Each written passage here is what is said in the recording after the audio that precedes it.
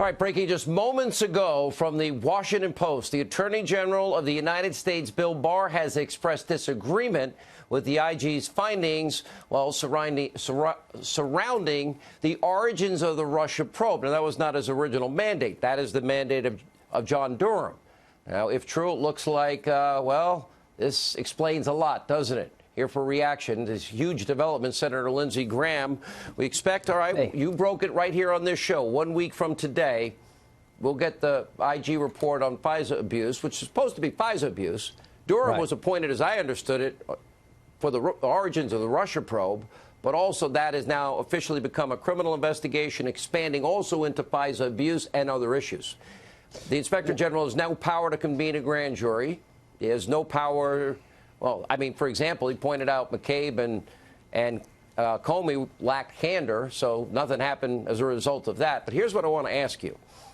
Is it not incontrovertible that there were multiple warnings to the FBI and DOJ not to use the Clinton bought and paid for Russian dossier, that it was unverifiable, and that there was a bias of Christopher Steele, and a memo called the Grassley-Graham memo said the bulk of information for those applications was, in fact, the unverified dossier.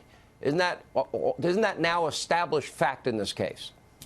I believe it to be so, but Horowitz, we'll see what he says. But the first thing I want to say is be wary of the Washington Post and the New York Times reporting on what's coming up with Horowitz.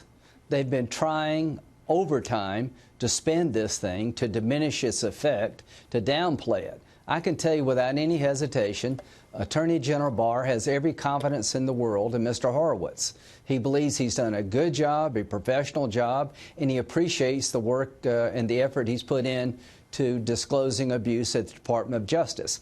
Now, here's what I do know. In December 2017, Sean, McCabe testified in the House, according to the House Intel memo, that without the Steele dossier, there would have been no warrant issued. So what I'm going to ask Mr. Horowitz, do you agree with that? Without the dossier, there'd be no warrant. Is the dossier reliable to this day? Did they know that Steele had a bias? Did they ignore it? When did they first try to verify it? Before they got the warrant or after? And here's what I think we're going to find, that they pulled a fast one on the FISA court, quite frankly, misled and defrauded the FISA court. I think that's what you're going to find.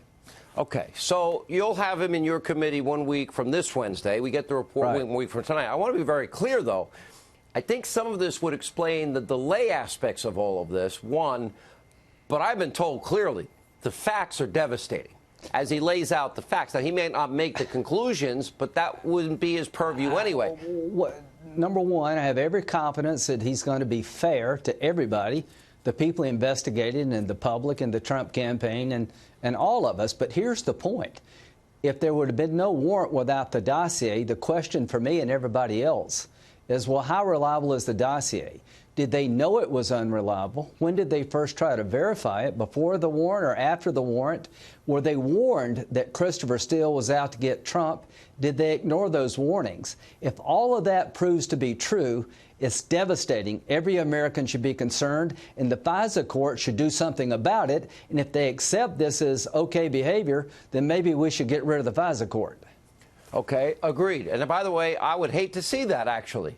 Because me too. There's a lot of evil in the world, and you know what? There's evil. I don't care if it's abroad or domestic. We have enemies, domestic and foreign. We got to get to the bottom of this.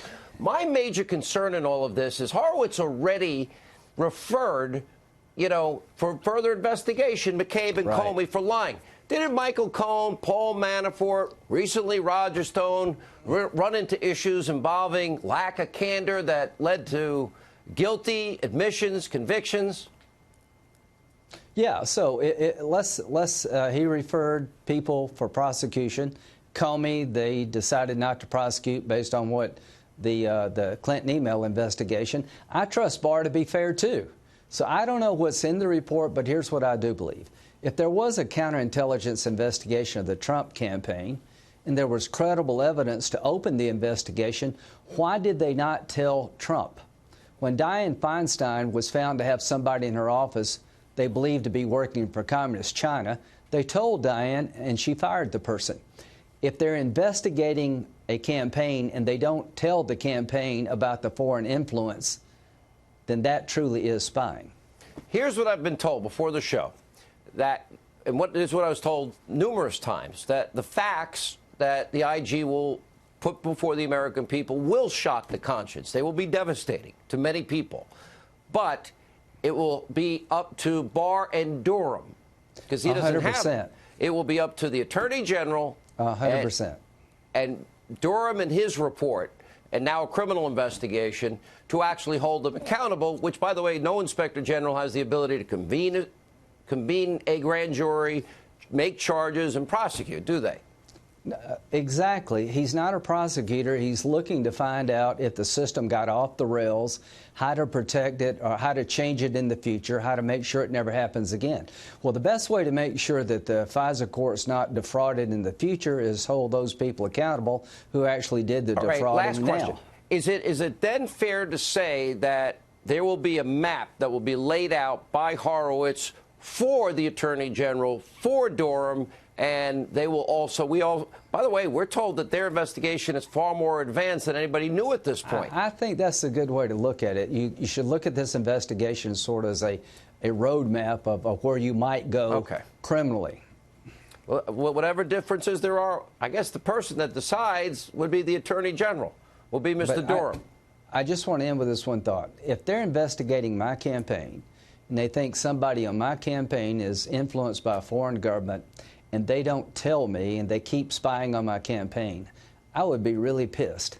Every politician in America should be worried about this. If, in fact, they opened up a counterintelligence investigation of the Trump campaign, and they never told him about it, then that truly is spying, and every politician in America should be worried.